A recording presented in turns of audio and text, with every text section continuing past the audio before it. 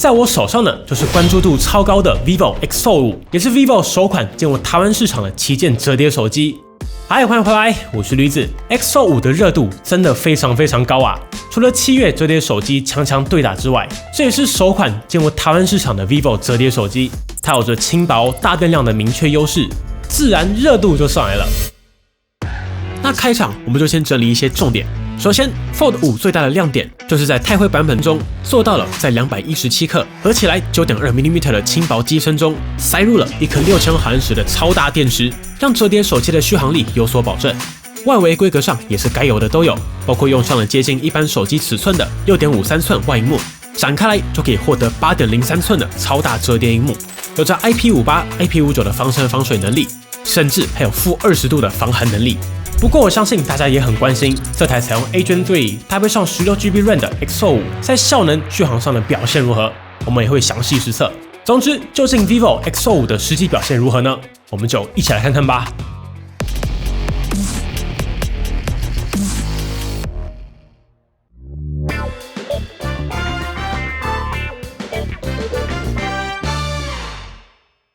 首先，我们还是先从外观看起，但是我不讲废话，只讲重点就好。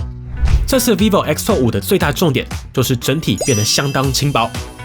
不过需要留意的是 ，X-Fold 5的2个颜色的重量和厚度是不同的。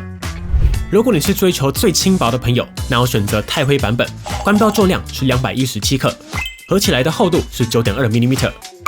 而我自己比较喜欢的是羽白版本，官标重量是226克，合起来是 9.7mm。那目前2款实测下来，分别是225以及234克。不过虽然只有一点点差异，但钛灰的确握感上会好上一点点，稍微更容易单手操作。那之所以会有重量和厚度上的差异，主要就是钛灰版本采用的是超薄玻璃纤维背板，会比较接近塑料的触感，但特性就是能做到更加轻薄。而白色版本采用的就是超薄玻璃，所以我个人比较偏爱羽白版本，握在手上的质感明显更好。比较贴心的是 ，vivo 在盒装内就直接给了一个质感很好的半边保护壳。同时也有转轴保护设计，套上之后转轴打开依旧是流畅的，没有影响。那这个壳蛮推荐大家可以装着，除了打开的时候会比裸机顺手外，也可以把握到折叠机最重要的转轴。而在用料上，外萤幕采用的是第2代的铠甲玻璃，搭配上金属中框。内萤幕官方则没有特别琢磨，但出厂的这张保护贴同样具有一定的抗反射效果，会更容易阅读。那折痕部分，我们都到2025年了。基本上都做到自己看不太到，要别人侧看才看得到的程度。这次比较特别的是 vivo X-Fold 5大力推了防尘防水一把，整机总共通过了水深3公尺、30分钟的 IPX8 净水测试、IPX9 80度热水喷淋测试。那 vivo 也定义了自家的 IPX9 Plus 防水测试，也就是在水深1公尺之下，连续折叠1000次也没问题。防尘等级也来到 IP5X， 还有前面提到过的-20度的抗寒能力。最后，在转轴的悬停角度上，因为 X-Fold 5的相机模组整体重心偏下，所以最大角度大概就到这里。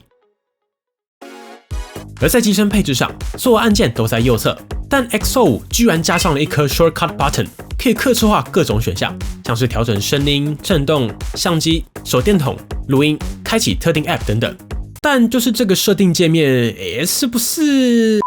SIM 卡在机身底部，支援2张实体 SIM 卡以外呢，还支援 eSIM， 全部都给，不用选。另外 ，vivo 还有红外线遥控器，可以开电视、调冷气。盒装也有成立，除了内外保护贴都已经贴好，还有前面提到过的保护壳 ，vivo 也直接给了一组最高90瓦的充电组。vivo 在盒装上一直都是很有诚意的。好，外观就先讲到这里，我们继续往下。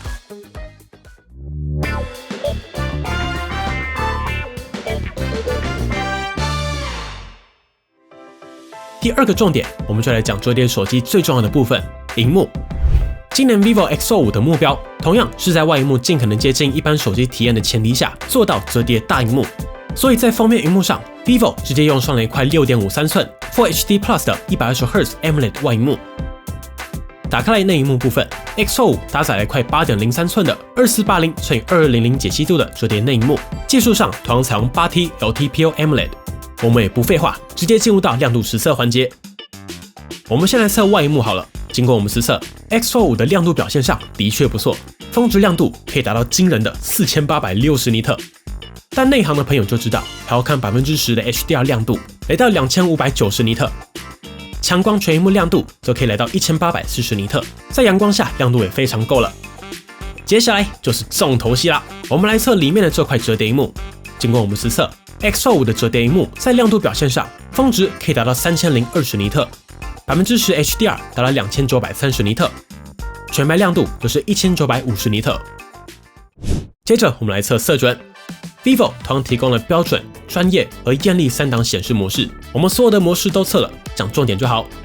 如果是在意色准的朋友，目前比较准的选项会是专业模式，因为系统限制，我们还是只能先测 sRGB 的完整数据。在这个模式当中，可以达到 99.6% 的 sRGB 色域覆盖，成功做到色域限缩。而在色准上，我们首先来测 CCT， 经过我们实测，内外2块萤幕的 CCT 都落在6500K 左右。不过 CCT 都台略有差异，外萤幕可以来到我们希望的小于2 1.43 的准确表现，而内萤幕则是差一点来到 2.3。而在 sRGB 平均色彩丢台1上，外萤幕的色准就很强了，平均只有 0.92。这个数字小于2就是很准的意思，小于1就是超顶的意思了。内萤幕则是又差了一点，来到 2.66。所以如果你真的有很高的色准需求，会建议用外萤幕去对颜色。看到我们这期节目依旧是测好测满的份上，请记得订阅帮你，节目制作不易，还请大家多多支持了。也欢迎透过加入频道会员或是 YouTube 的超级感谢按钮，赞助我们完成更多有参考价值的实测节目。接着往下看，测试 X-Fold 5的内外2块萤幕都支援 Always On Display 永远显示，外放同样是左右2组喇叭配置，不过因为是放在左半边，所以如果展开来直着拿，声音会有些偏左。看影片比较建议是横着拿，片尾我们会提供一组对比让大家参考。接下来我们就大量来说体验，大折叠的魅力究竟在哪里呢？第一，我觉得大折最大重点就是让原本不想在手机上做的事情，现在在手机上做起来也舒服。比如说一般手机可以剪片，可以开 Word， 也可以做 PowerPoint， 但真正的重点是，你会想在手机上做这些事情吗？我的答案是绝对不会。能用跟好用是完全不一样的体验。比如说我最常举的例子就是 Premiere Rush， 左边是一般的直视手机，而右边是 X-Fold 5，这个差异明显可见啊。这也是为什么我喜欢用折叠，因为在上面要处理一些简单的影片容易很多。那比如说做报告、做文书的时候，双开 App 绝对需要。那直视手机当然也可以分割，比如说你要开一个网页、一个记事本，但分割之后2个视窗都很小，打横也不好用。而 Fold 5这边，不管你是直着还是横着，它都可以分割出相当于2只手机拼起来的完整画面。要做文书作业不是好用多了吗？然后搭配上 Gboard 有的剪贴布功能，我只要把左边的重点复制、复制、复制、复制，然后右边贴上、贴上、贴上、贴上，超级好用吧？报告直接做完。那又或是你现在左边做资料，右边直接开 Gemini、Copilot、GPT、Perplexity 都很好用啊。那更好用的是什么？ Vivo X-Fold 5还有一个原子工作台的功能，只要从右下角往内拉，然后放开，这样就可以进入原子工作台模式，左边就会出现已经打开的 App， 然后点一下就可以快速切换。你也可以持续看到每个 App 的预览视窗，这概念有点像是隔壁棚的前景作业，但 Vivo 最佳化得不错。不过在使用情境上，我觉得多视窗使用的话，浏览原子工作台好用，但如果是做报告，我还是更倾向分割视窗。反正功能都给你了，大家就是选最顺手的方法就好。那底部也有底部工作列，点一下就可以快速切换 App， 基础的折叠体验也都有。不过这边我觉得还是要跟大家说清楚，因为 X-Fold 5搭载的是国际版的 FunTouch OS， 所以目前折叠功能主要就是支援折叠悬停，在半折叠之下，下萤幕会有快捷操作选单出现。另外还有智慧外萤幕，例如在帐篷模式下，系统会自动把画面切换到外萤幕显示。但是更多功能，比如说跨苹果生态的相关功能，或是自家折叠版 App， 但自家 App 这点倒是还好，因为国际版用的都是 Google 的 App 为主，那 Google 的 App 大多都已经有为折叠最佳化，所以体验也没问题。但可惜在这次的 X-Fold 5上没有，还是希望 Vivo 可以尽快把更多软体功能也带上国际版。我相信大家敲碗 ，Vivo 台湾其实很认真，希望很快有机会登台。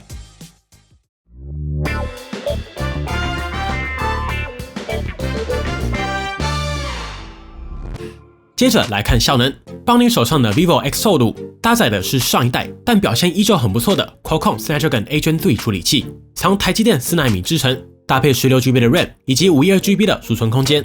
那我觉得效能算是 X45这次大家最关心的地方，原因就是 vivo 没有用上新一代的8 Elite， 而是选择了上一代的旗舰平台8 Gen 3。不过因为在我测试的当下，目前还不知道官方价格，所以其实只要开价漂亮的话就 OK， 但这就等你们回来告诉我了。那我们也不废话，直接进入到游戏实测环节，我们统一维持26度的室温进行实测。首先是效能测试软体原神须弥。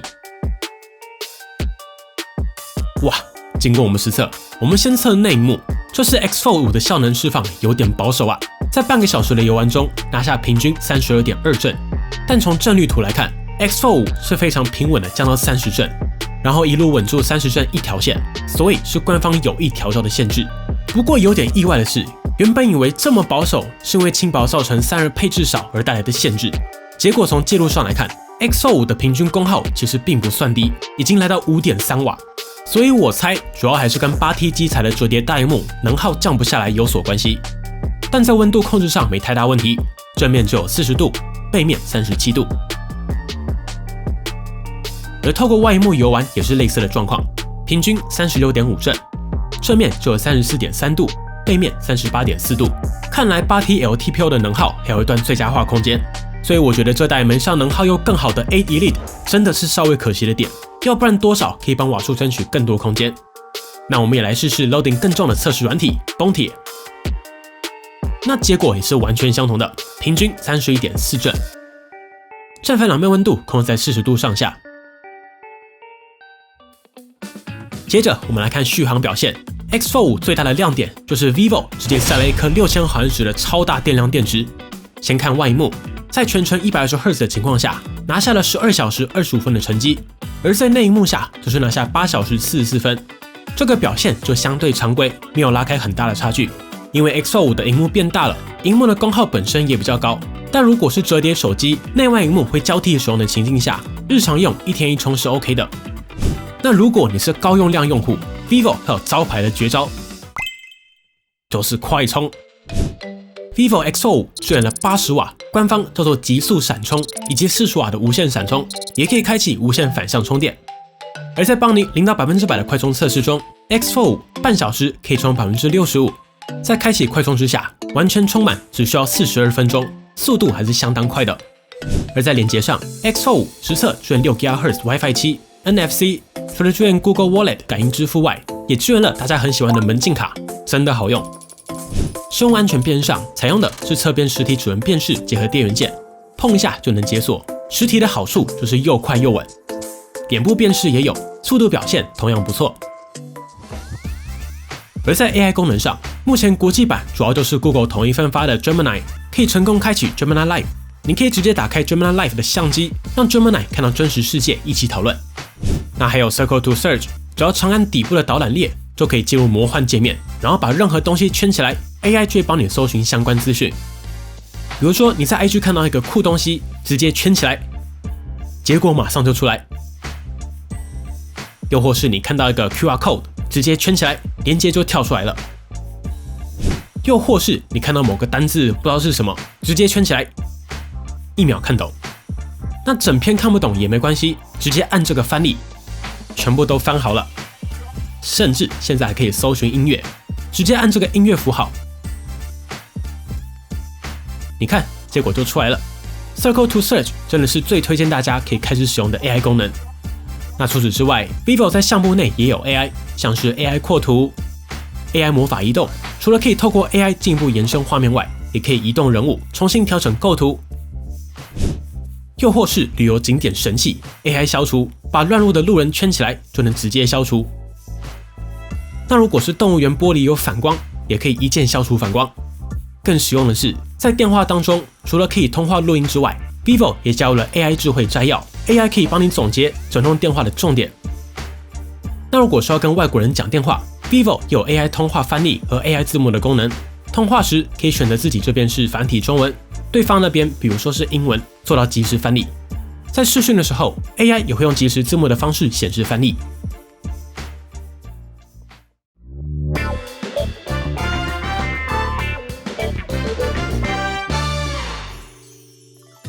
而在相机部分 ，vivo X-Fold 5肯定是继续跟蔡司合作。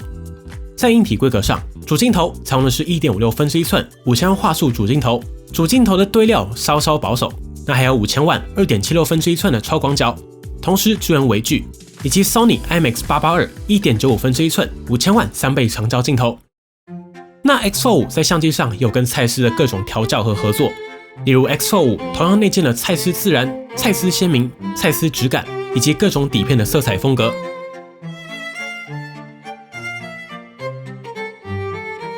在人像之下有蔡司自然人像以及各种预设的镜头焦段等等。vivo 拍人是真的好用好看。那所有的模式我们先前都有介绍过了，这边就不特别展开来多提。另外 X-Fold 5也支援了 AI 4G 人像，只要选好季节，再按下快门就可以1秒穿越时空。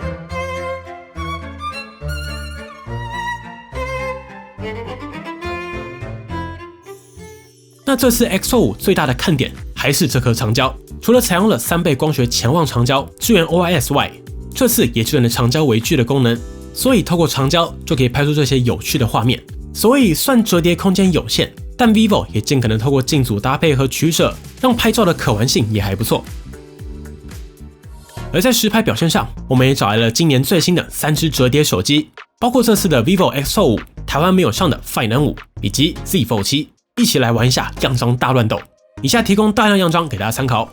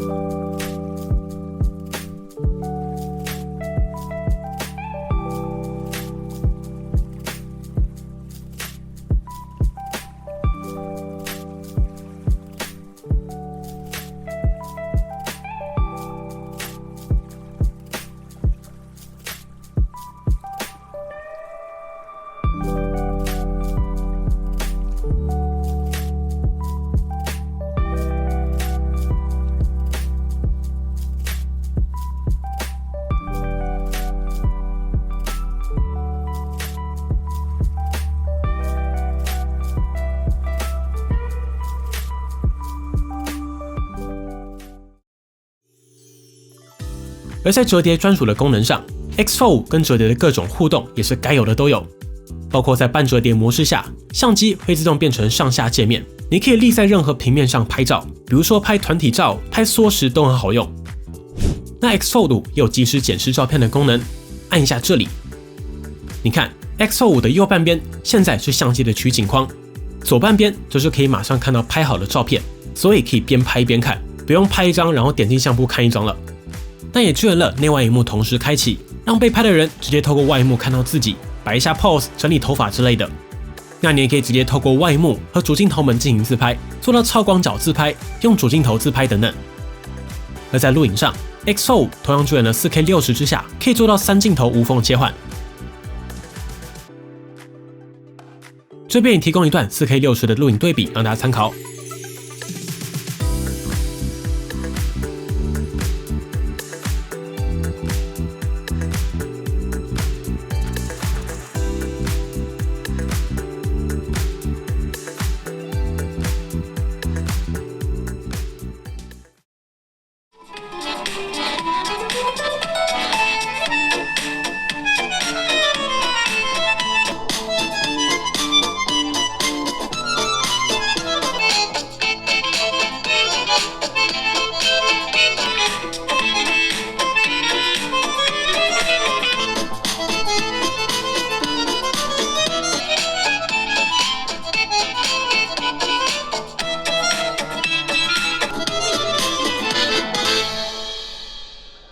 好了，节目来到了尾声。整体来说，我觉得 X-Fold 5的目标非常明确，从主镜头配置、采用 HN3 这些关键差异上就能看到 ，vivo 从一开始就打算在均衡配置下，尽可能做到一款均衡的折叠手机，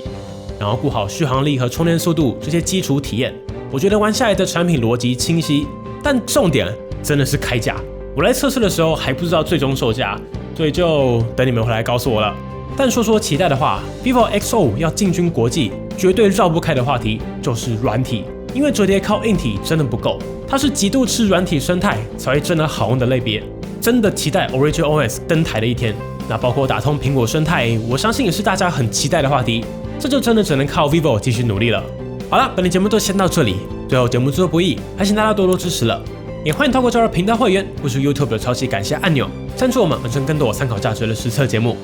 我是驴子，那我们就下次再见啦！如果喜欢本期的节目，不要忘记订阅邦尼，并且打开小铃铛，及时收到我们最新的评测通知。当然，你也可以在 Facebook 邦尼 AI 小助理、Instagram 以及 Line@ 找到我们。如果还有其他问题，别忘了底下留言。那我们就下期影片再见喽！